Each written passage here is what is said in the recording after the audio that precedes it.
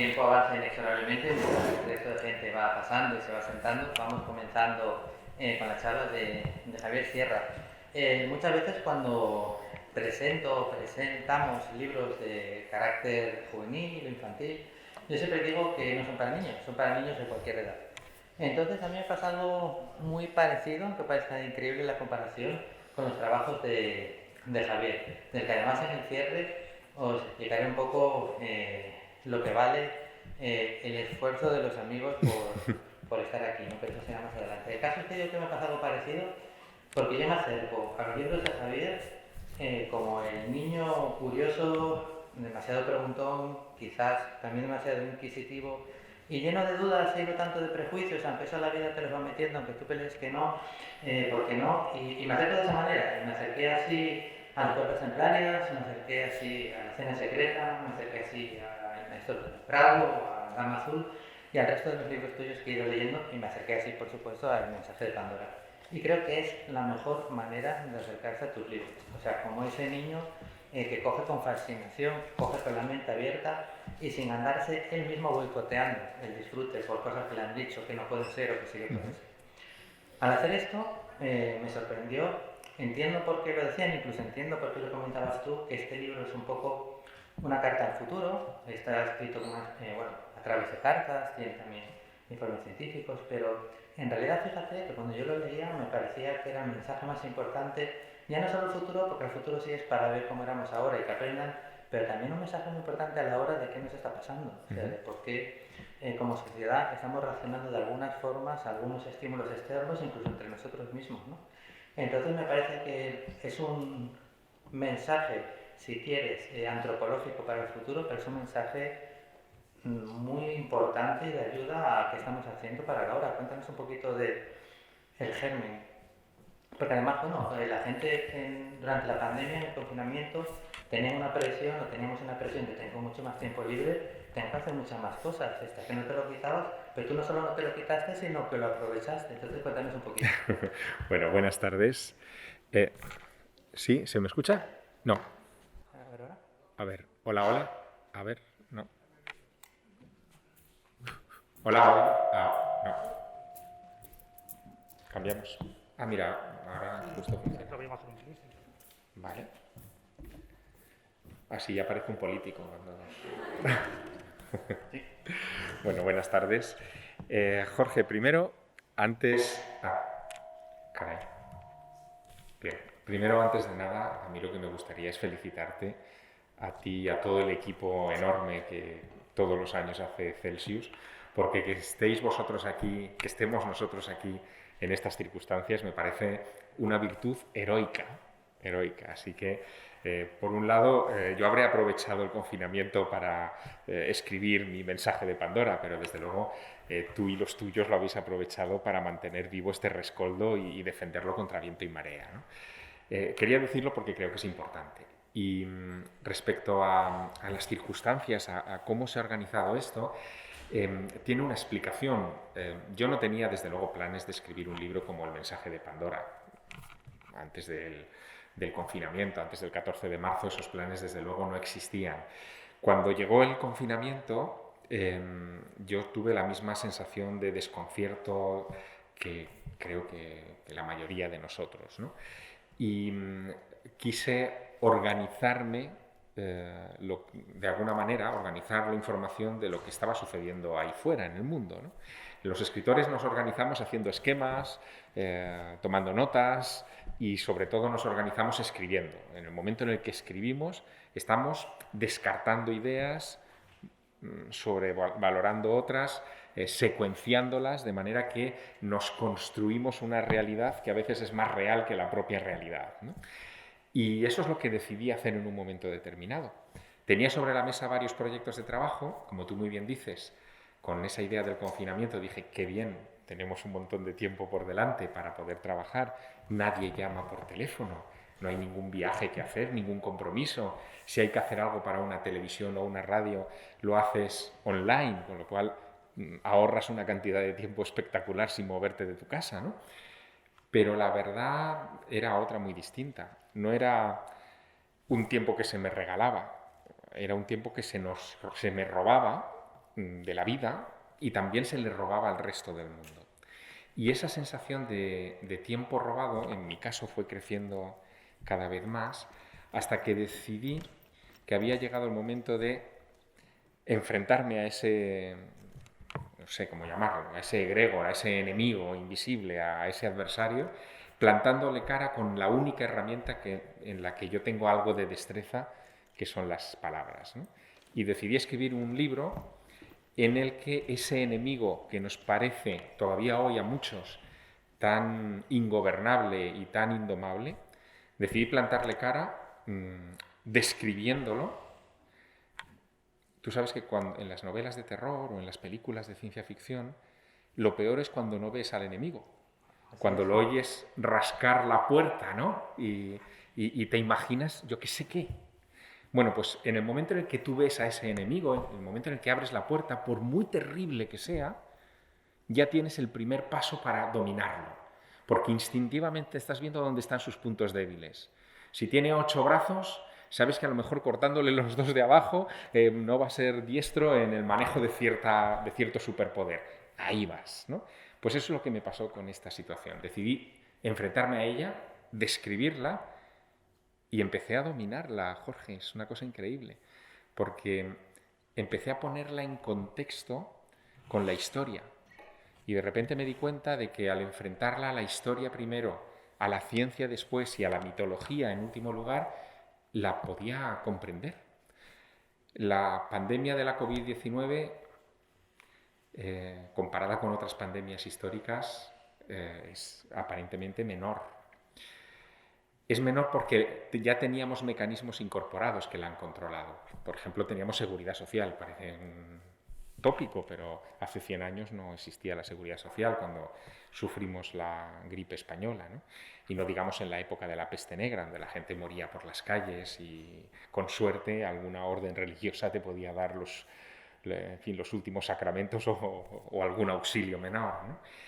Por lo tanto, el enemigo al que nos enfrentábamos era menos terrible cuando lo comparabas con la peste negra o con cualquier otra pandemia enorme de la antigüedad, y lo hacía más dominable. Y sobre todo, de repente descubrí, haciendo esas primeras comparaciones, fueron los primeros estadios de este trabajo, que tras las grandes pandemias, nuestra civilización siempre reaccionó de una manera impresionante, en el sentido de crecimiento social, ¿no? Tras la peste negra llega el Renacimiento y está directamente relacionado. Tras la gripe española del año 18, que se cobró entre 100 y 120 millones de personas muertas, llegó también todo un cambio social espectacular. Llegaron los felices años 20, por ejemplo, la eclosión de la arquitectura en las grandes ciudades, toda la construcción de rascacielos en los Estados Unidos, en fin, las grandes inversiones. Luego llegó el crack, ¿no?, del 29, pero en un primer momento fue una verdadera pandemia de disfrute, si me permites, ¿no? Era como para equilibrar toda la muerte que había habido antes. Y eso me hizo plantearme qué vendría después de un momento como este, ¿no? Y la necesidad de transmitir a un momento como este, a un presente, es verdad, lo que habíamos aprendido del pasado para encarar mejor el futuro. Y así nace el mensaje de Pandora, que es una carta, como tú has dicho, ¿no? Es un texto muy directo, ¿no? Hay unas diferencias, evidentemente cada sociedad que pasa una pandemia es una sociedad diferente y por tanto saldrá de ella de una manera diferente y evolucionará de ella de una manera diferente. Decías lo de terror mientras no se describe, llevamos estos días hablando de Lovecraft, que hizo un arte de esto, era una criatura que no podría existir, o era una herida inconcebible con la vida, no eran unos muebles que no podían ser usados por un ser humano. No te decía cómo eran, dejamos que tú te lo imaginabas, ¿no? Pero incluso en ese momento cuando tú te lo imaginas, tienes el control de lo que te imaginas.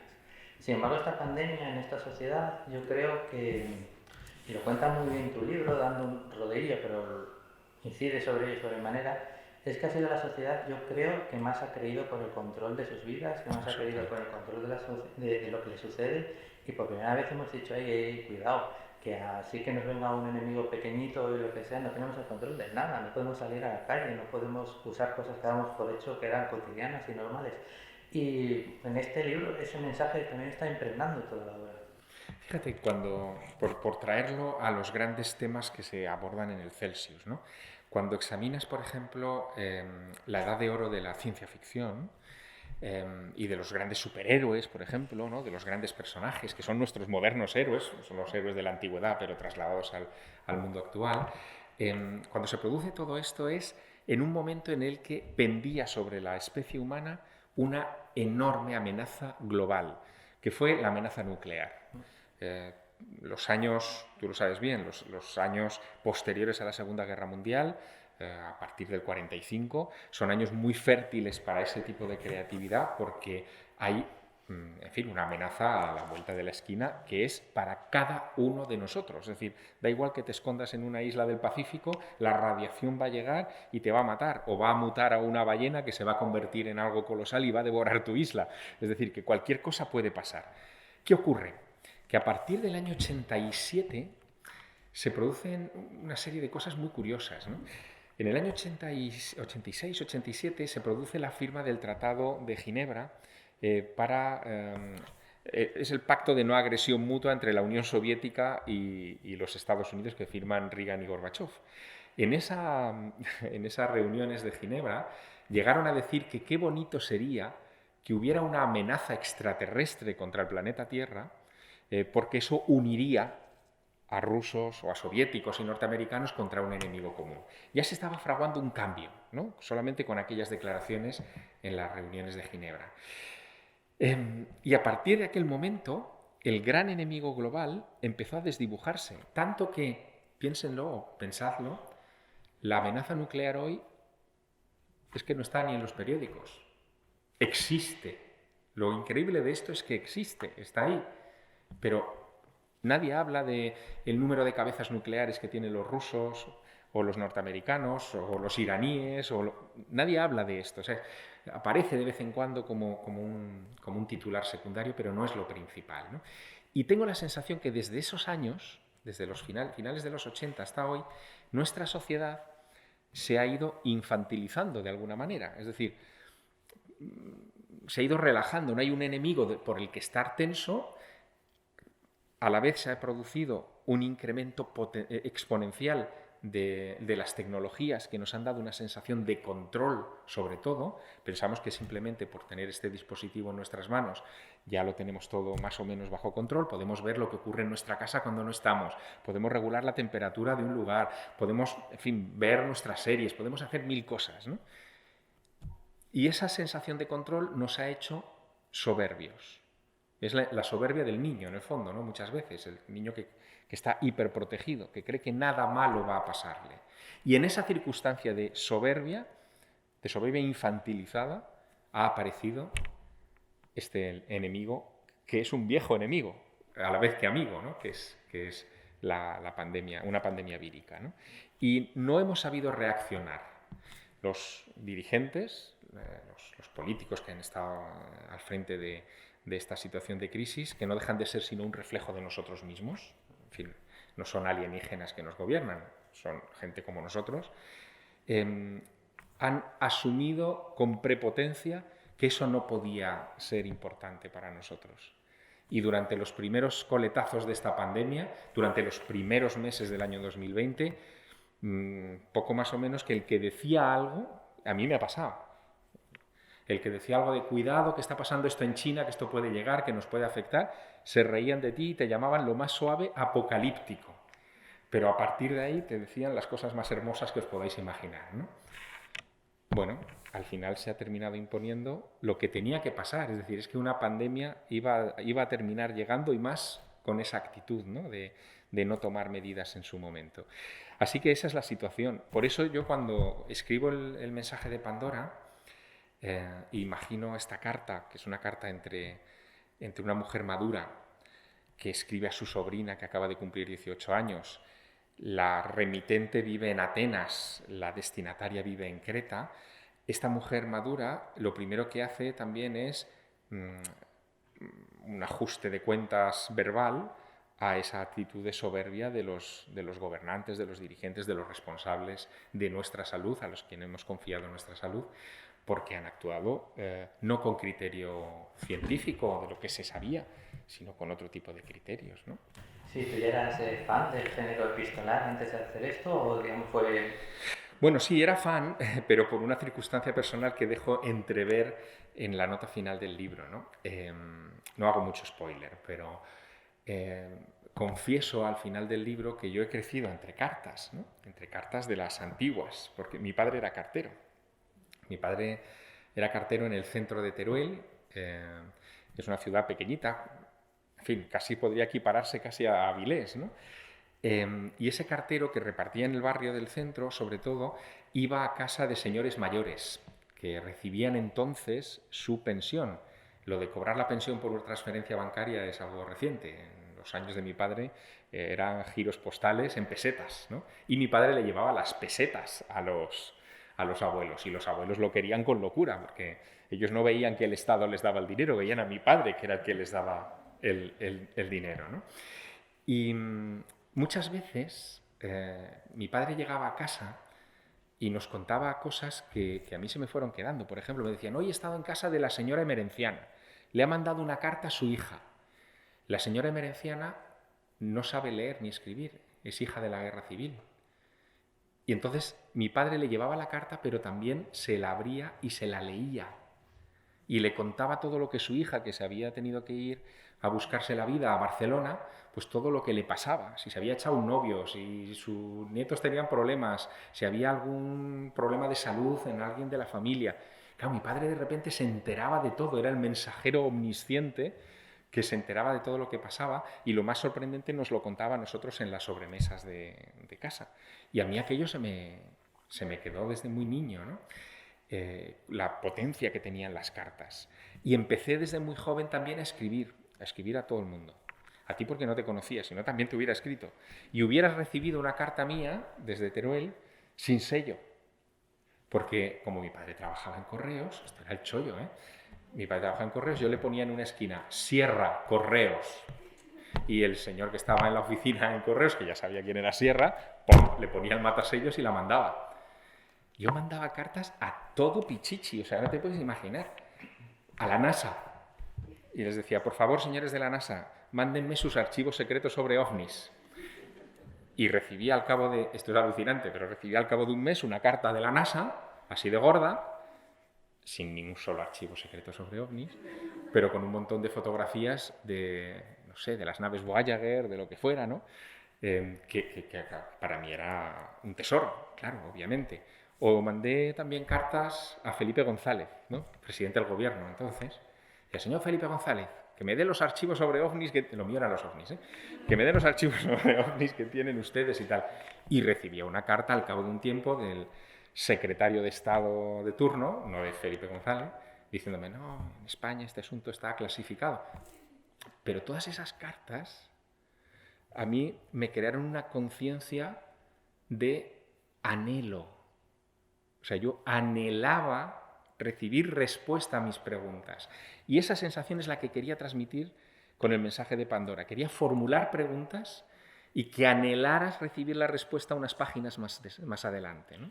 Pues queda muy bien. Además de lo que comentas, en el habla respuestas muestra otra cosa. No hay gente que dice no, porque si no lo hubiera hecho alguien o no va a servir para nada. Y hay gente que dice, ¿y por qué no? Y tú eres los que a la hora de mandar la carta otro día, te van a mandar Felipe González. Bueno, la mando y si no me quieres responder, que no me responda, ¿no?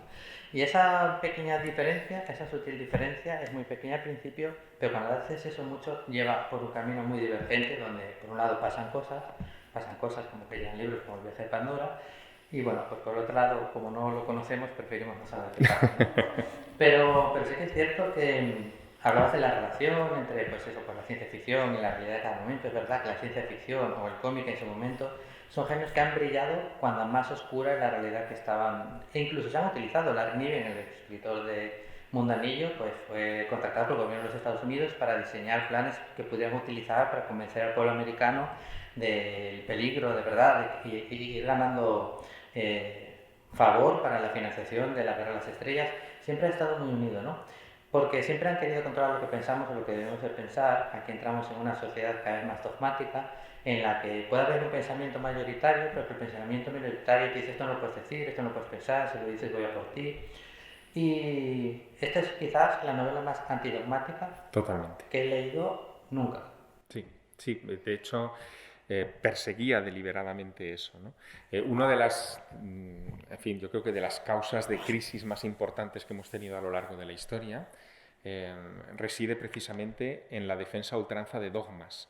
Dogmas que siempre, iba a decir casi siempre, me he contenido, he dicho siempre y lo subrayo, siempre terminan demostrándose ideas falsas. Hay muchos ejemplos. El más conocido es el dogma de que la Tierra era el centro del universo y que el Sol y el resto de planetas orbitaban en torno a la Tierra y las estrellas habían sido creadas por Dios simplemente para decorar una enorme bóveda para goce de los habitantes de esta roca cósmica, ¿no? Fue un dogma durante muchísimo tiempo, incluso cuando Copérnico primero, este astrónomo polaco, demuestra con sus cálculos que eso es un error, que esa idea es un error. La Iglesia persevera en su visión. Cuando llega Galileo y lo demuestra empíricamente construyendo los primeros telescopios de la era moderna, también le hacen retractarse. Es la famosa anécdota de tú dices que no y el otro por lo bajo dice «Eppur si muove», ¿no? Pero si se mueve, ¿no? Bueno, pues eso refleja un estado de las cosas que inmediatamente con el correr del tiempo se termina resquebrajando y da pie a otra visión del universo que es la actual. Pero vamos a ver, ¿esa visión que nosotros damos como actual es la correcta? ¿Es la verdad? Nosotros ya la asumimos como tal y hay un sector importante de la ciencia que ya no se lo plantea. Pero hay que plantearse las cosas. Me pasó una anécdota, la voy a contar brevemente, hace unos 2 años más o menos, en Tenerife, cuando viajé a la isla para simplemente quería ver una conferencia de uno de los grandes genios de la física contemporánea, que es Roger Penrose. Roger Penrose es uno de los científicos que más han hecho por la teoría del Big Bang, ¿no? Para explicar el origen del universo. Y muchos de sus libros han servido como fundamento matemático para defender la teoría del Big Bang. Penrose, que ya era muy mayor cuando dio aquella charla, se presentó en Tenerife, en vez de con estas moderneces del PowerPoint y tal, se presentó con hojas de acetato y pidió un retroproyector para dar su charla. Tuvieron que buscarlo en el museo de la facultad, ¿no? Porque ya no se quedaban, no existían. Entonces tenían un pequeño museíto de tecnología y sacaron allí un retroproyector para que Penrose diera su charla. Y en su charla, este hombre ya nonagenario dijo, miren, se ha construido todo un modelo del universo sobre mis cálculos del Big Bang. Pues bien, creo que estoy equivocado. Había 11 premios Nobel en la sala. Bueno, fue alucinante. O sea, esa gente que veneraba a Roger Penrose, en ese momento no empezaron a buchearle de puro milagro. Pero el hombre lo que había hecho es un ejercicio de reflexión, de decir, cuidado, están ustedes aceptando como dogma algo que la ciencia, por su manera de trabajar, debería estar cuestionándose permanentemente. Bueno, me pareció magistral.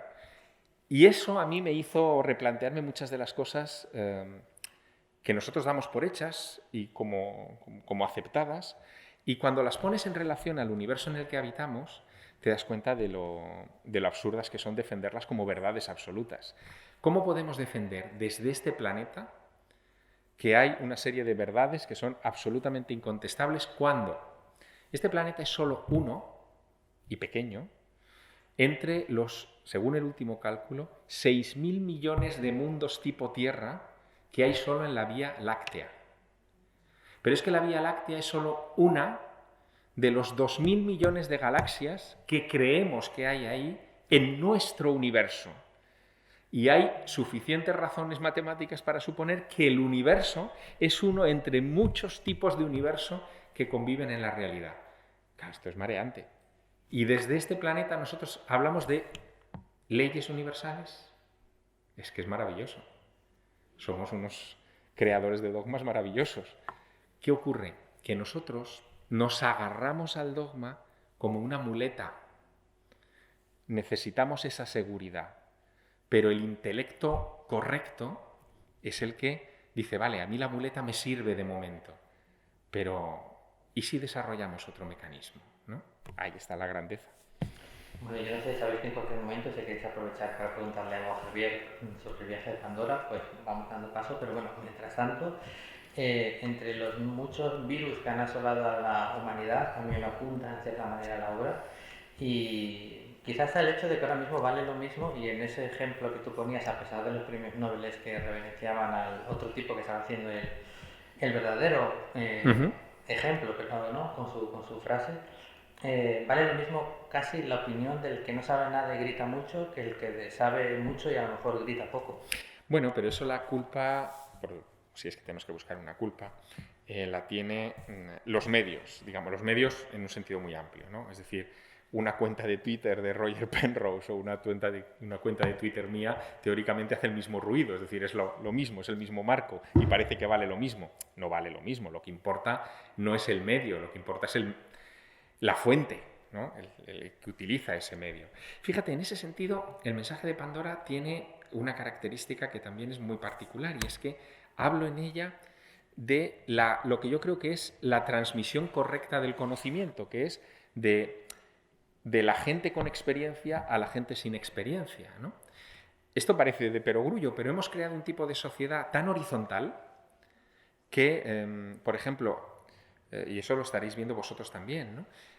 Gente de 15 años solo habla con gente de 15 años o de su espectro porque tienen su zona de confort muy bien establecida y que venga un señor de 50 a contarles una historia les parece que aquello es un rollo y que está por completo fuera de su espectro, ¿no? Antiguamente esto no era así. Antiguamente la transmisión de conocimiento era la del chamán de la tribu, la del viejo de la comunidad, que es el que transmitía lo que había aprendido experiencialmente a los jóvenes. De alguna manera, en el mensaje de Pandora yo recupero esto. Los personajes son dos mujeres que terminan teniendo un encuentro con otra más mayor en un pueblo donde le da un montón de informaciones, por ejemplo, sobre cómo fue la peste negra del siglo XIV.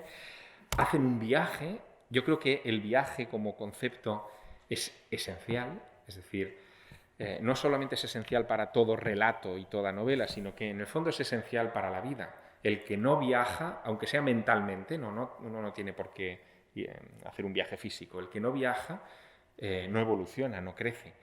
Y la obra parte de un viaje que hacen las dos protagonistas, que son griegas, por el sur de Francia y el norte de España, a muchos lugares en los que nació nuestra civilización. El neolítico vive sus periodos de mayor esplendor justo en esta zona del norte de la península ibérica y del sur de Francia. Aquí se inventa el arte parietal. Hablamos de que las manifestaciones de arte más antiguas, que ahora se están datando, nos sitúan en hace unos 70.000 años atrás en el tiempo. 70.000 años, que es mucho. Aquí surgen también las primeras representaciones antropomorfas. Esto es muy interesante. El ser humano, cuando empezó a pintar hace 70.000 años, no se pintaba a sí mismo. Pintaba escenas de animales, líneas abstractas, pero no se pintaba a sí mismo. Y a partir de hace unos 10 a 15.000 años empezó a pintarse, pero a pintarse de una manera que a mí me ha dado mucha profundidad para mi libro. Empezó a pintarse, por ejemplo, como aquí en el chamán de la Cueva de Tres Hermanos, en Montesquieu-Vantès, en el sur de Francia, hibridándose con los animales. Los primeros retratos humanos son mitad humanos, mitad animales. Son los primeros retratos también divinizados, son los primeros superhéroes. Los superhéroes es como Spider-Man, ¿no?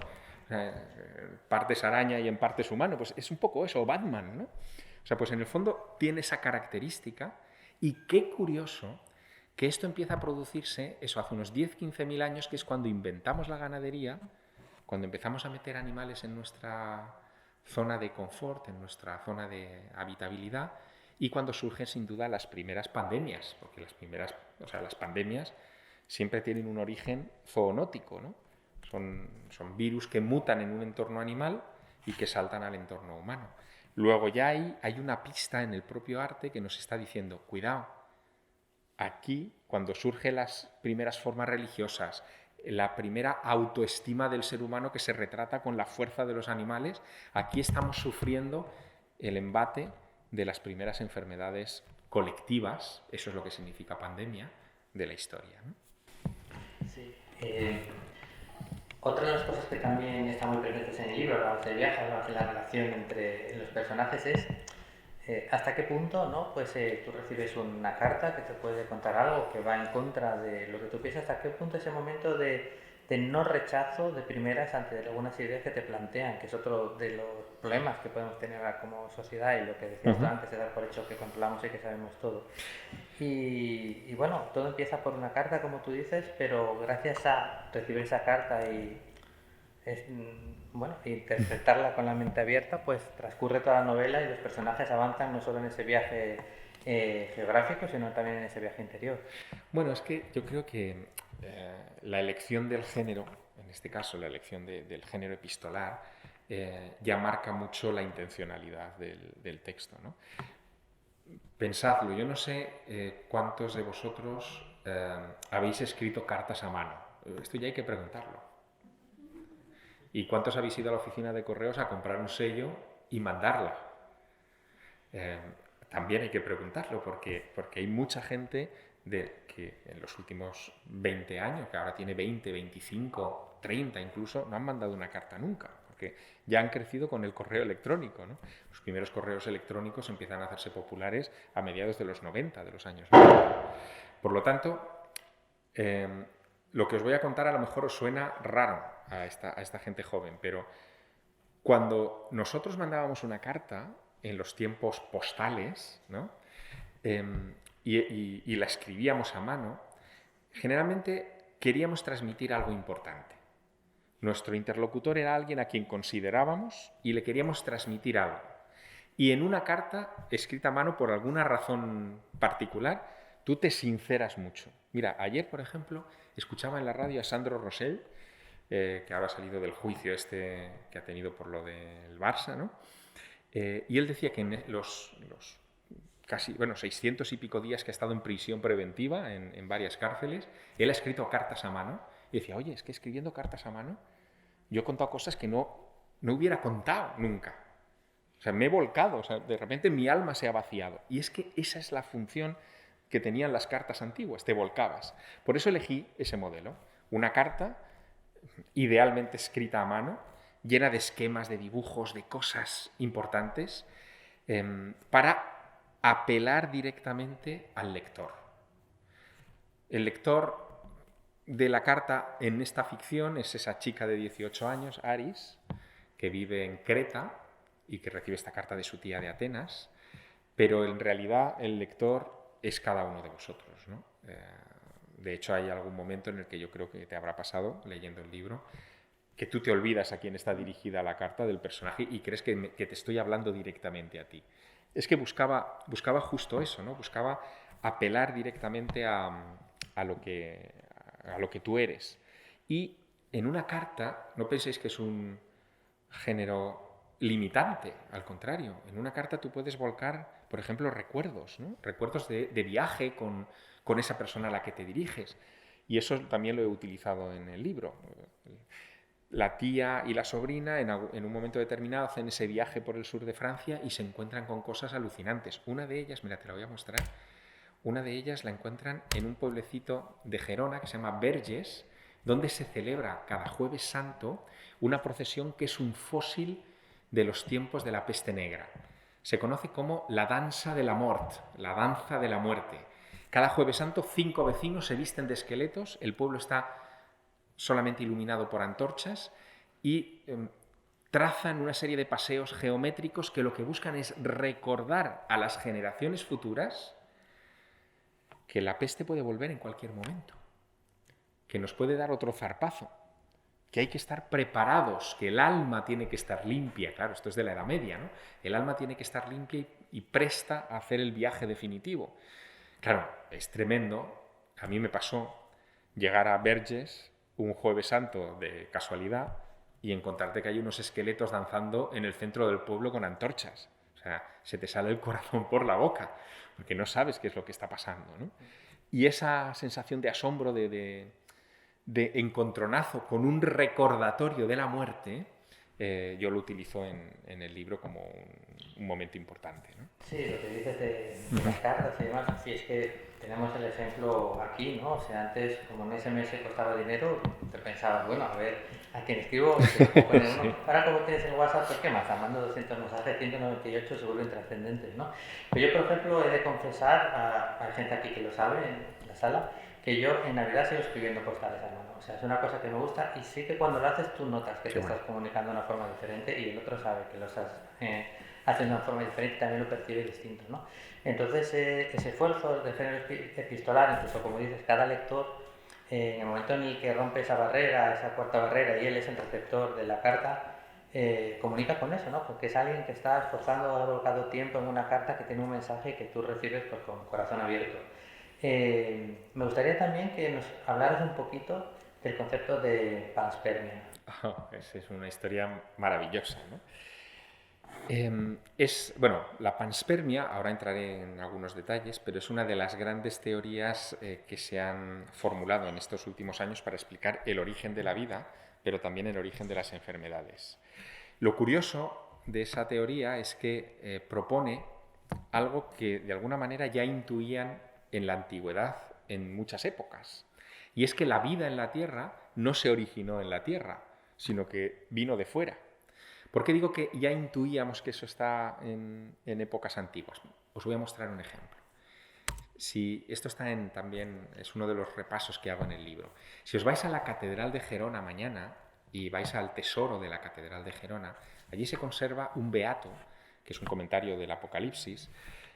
Bueno, es una copia del beato de Liébana, pero hecho en Zamora en el año 900 y pico, en donde se explica con imágenes que el origen de la ponzoña, del mal, de la enfermedad, viene de las estrellas.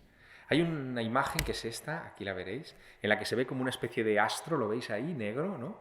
Del que cae una lluvia que según va cayendo va moviendo los escorpiones que envenenan a la humanidad que se está muriendo. Es una imagen muy gráfica. Bueno, pues esa escena a mí me dio que pensar mucho porque de alguna manera está diciendo, cuidado, el mal llueve, el mal viene de fuera, llueve. Luego me tropecé con el mito de Pandora, por eso el libro se llama El mensaje de Pandora. El mito de Pandora, para explicar las enfermedades, que fue más o menos desarrollado pues probablemente hace 3000 años, aunque es muy difícil fechar cuándo se gestan los mitos, ¿no? Pero más o menos entre 2000 y pico y 3000 años, es el mito que dice que Zeus un día descubre que Prometeo ha dado el fuego a los seres humanos, el fuego sagrado, el fuego de la inteligencia, en realidad es un símbolo de la chispa de la inteligencia.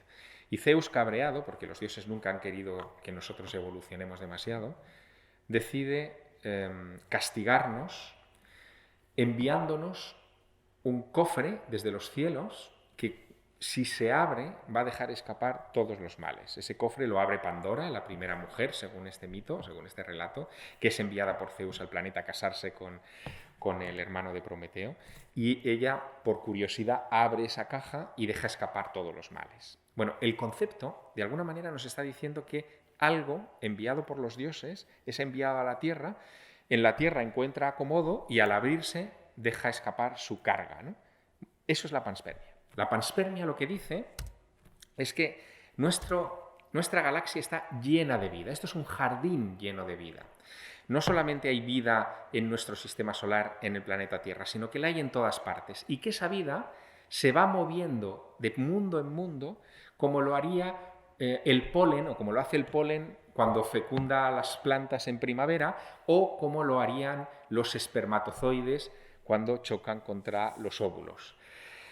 La idea es de Svante Arrhenius, premio Nobel de Química en 1906. Este científico sueco propuso darle el nombre de panspermia a ese concepto, que la vida en la Tierra llegó a bordo de cometas, asteroides y meteoritos.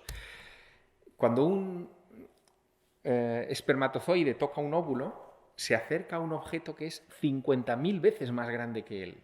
Es que estos conceptos nos cuesta entenderlos muchas veces. Luego se parece mucho a lo que sería un impacto cósmico contra la Tierra. Hoy la ciencia más o menos admite que, por ejemplo, los océanos, este es un planeta de océanos, deberíamos llamarnos océano en vez de Tierra, ¿no? Digamos, este magma de agua que tenemos a nuestro alrededor, en realidad fue importado por cometas. En su formación, en la fase de formación del planeta Tierra, hace 4.500 millones de años, empezamos a recibir cometas de hielo y ese hielo se quedó en el planeta en grandes cantidades formando nuestros océanos. Pero, y aquí es la parte alucinante de la teoría de la panspermia, claro, ustedes saben o vosotros sabéis que esos cometas siguen llegando a nuestra atmósfera.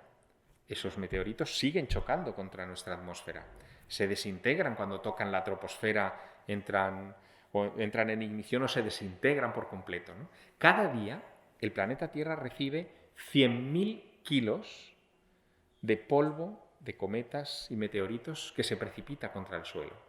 Si la teoría de la panspermia es cierta, quiere decir que todavía hoy seguimos recibiendo las bases de la vida en esas precipitaciones y, por lo tanto, según esa misma teoría, algunos fenómenos pandémicos o algunas enfermedades podrían proceder de este tipo de lluvias. Bueno, como concepto es interesante porque sobre todo nos pone en una perspectiva que a mí me ha gustado mucho y que tiene que ver con lo de los dogmas que hablábamos antes. Si nuestra visión dogmática antes era que la Tierra era el centro del universo, luego la cambiamos y pusimos al hombre en el centro del universo, igual el siguiente cambio es poner al cosmos en su lugar, ¿no? Al universo en sí mismo en su lugar. ¿Por qué digo esto? Porque si admitimos que la vida viene de fuera y que las enfermedades, que son parte de la vida, también vienen de fuera, y que nosotros, con esa perspectiva, de alguna manera somos una especie de infección cósmica, ¿no? Enfrentarnos a esta situación en la que estamos es distinto. O sea, cambia tu posición.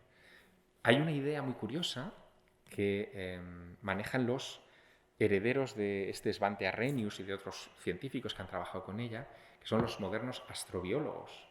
Los astrobiólogos tienen un concepto, yo lo cito muy al final y solo una vez en el libro, pero da para un desarrollo de ciencia ficción total.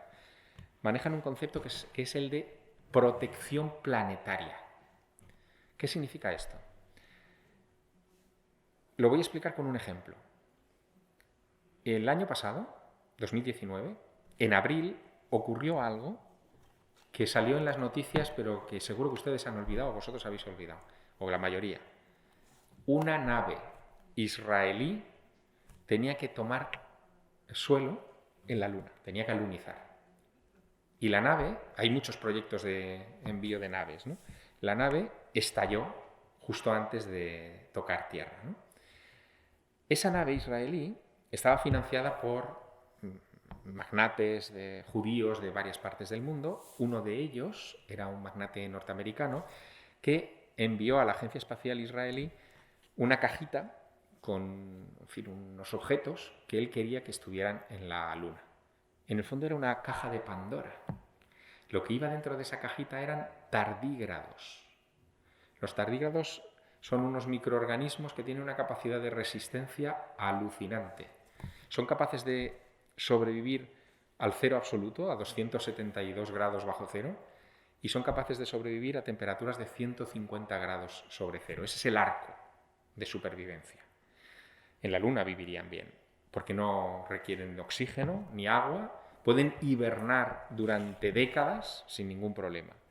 Esa nave que estalló con tardígrados a bordo, deliberadamente puestos ahí, ha dejado infectada la Luna. No sabemos si los tardígrados han sobrevivido, pero si lo han hecho, y hay muchas posibilidades de que lo hayan hecho, hemos infectado la Luna. Luego, cuando los astrobiólogos hablan de protección planetaria, hablan de impedir este tipo de cosas, de cuidado, a ver si la vamos a liar mandando bichos a otros lugares de la galaxia, y estos bichos mutan con el correr de los millones de años, y dentro de unos millones de años los tardígrados terminan convirtiéndose en unos osos gigantes que pueblan la Luna. Podría pasar, ¿no? Podría pasar, hay una novela. Hay una novela. Pero es que la protección planetaria también puede entenderse a la inversa. ¿Podemos protegernos de la invasión de microorganismos que vengan de fuera, según defiende esta teoría de la panspermia? ¿Sería posible que en el futuro, en vez de vacunar individuos, vacunemos a la atmósfera? Creemos, por ejemplo, un aerosol que en la troposfera sirva de filtro y esterilice ese polvo que nos cae diariamente en ingente cantidad. Bueno, pues todo eso son ideas que no están habitualmente en los medios de comunicación, sí que están en la discusión de ciertos sectores de la ciencia y que a mí me parecen muy fascinantes. Bueno, pues no os preocupéis, aunque la charla haya sido 50 minutos y ya haya llegado a su fin y digamos todos, nos hemos quedado con ganas. Además, es que siempre que estás en una charla con Javier Sierra, aunque durara el doble, el triple, el cuádruple, nos va a dejar la misma sensación. Ahora es el momento en el que pues, yo comento, pues Javier Sierra esto y lo otro y sus libros y qué guay, y le damos un aplauso, pero no, lo vamos a hacer diferente porque creo que hay otra cosa más importante, por lo menos que yo quiero contar. Dentro de los muy pocos secretos, por no decir prácticamente ninguno, que tenemos es el Celsius con nuestros fieles seguidores, ¿no? Y es que hacer cosas cuando todo es fácil, o con los amigos, con los camaradas, por lo que sea, lo puede hacer cualquiera, ¿no? No requiere ningún esfuerzo, lo hago pues esto. Yo llamo a Javier Sierra no hace mucho tiempo, bastante poco, dado pues que evidentemente los americanos no podían entrar en España, pues hay un porcentaje de autores que perdemos por motivos ajenos a nuestra voluntad y de fuerza mayor. Yo le digo, oye Javier, tienes la novela nueva, supongo que estás muy ocupado, que te aviso tarde, y me dice, efectivamente, tengo otros compromisos. Pero bueno, déjame que te digan 20 minutos o media hora. Y me entero después de que tiene que mover una charla, después de hacer un viaje largo de Madrid a Almería, tiene que cogerse ayer el coche de Almería a Asturias, 10, 12, 14 horas, no sé, llegar muy de noche, dormir, estar hoy por la mañana para toda la prensa, que ha sido toda la prensa que ha querido hablar con él, estar hoy con nosotros aquí, dormir un poco y antes de desayunar, marcharse a Huesca otras 10 o 12 horas para poder estar allí en otro compromiso. Esos compromisos que tiene son importantes, pero más importante es el compromiso que tiene pues, por hacer lo que promete, por contarnos historias que a veces van al margen de lo establecido, por defender lo que piensas. Y como me dijo él en un momento en un WhatsApp, bueno, tú en ese momento me dijiste, cuando quieras llámame y allí estaré, y si por ser difícil no lo hago, pues para qué lo digo, ¿no? Y tíos, si eso no se merece un aplauso, que lo merece.